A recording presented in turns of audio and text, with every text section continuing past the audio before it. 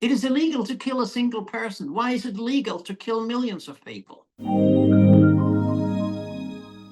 The West is going down.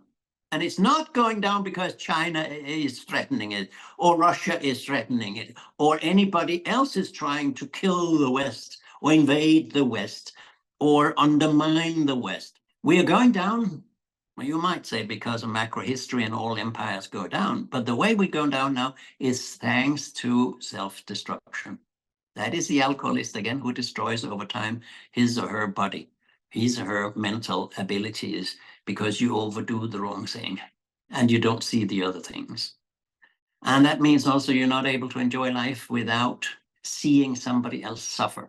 I could be a deep psychology in why the West takes pleasure in seeing the genocide in Palestine.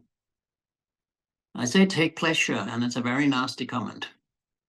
I say take pleasure, because if not somebody took pleasure in seeing Russia being defeated or people killed in Palestine, we would stop it.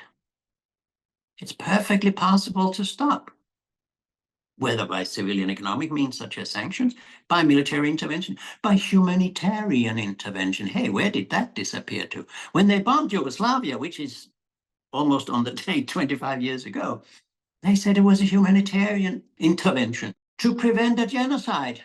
Now, I was a mediator for 4 years in Kosovo between 3 governments and President Milosevic on the one side, and the civilian leadership by Dr. Rugova, the civilian nonviolent leadership of Dr. Rugova, who was the leader of Kosovo at the time. He wanted independence, but he didn't want a war. And I know that there was no genocide. And there's no genocide that has ever been proved since then.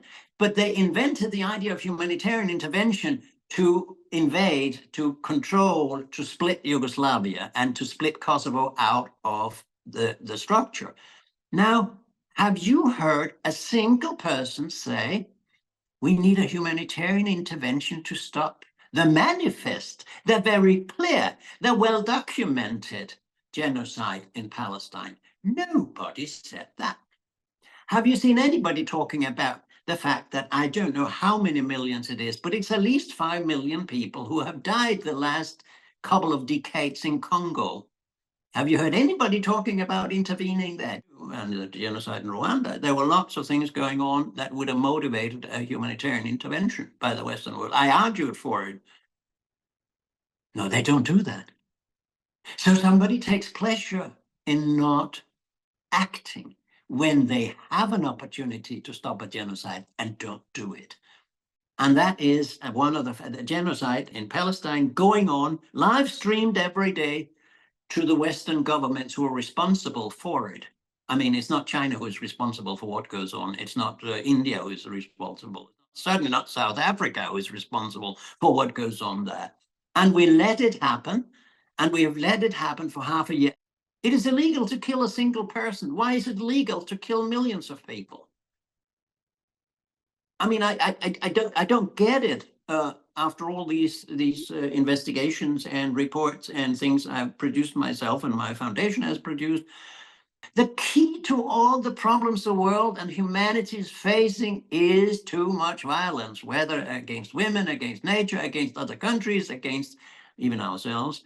We think, it seems like we think that statesmanship is to be able to bomb somebody 5,000 kilometers away.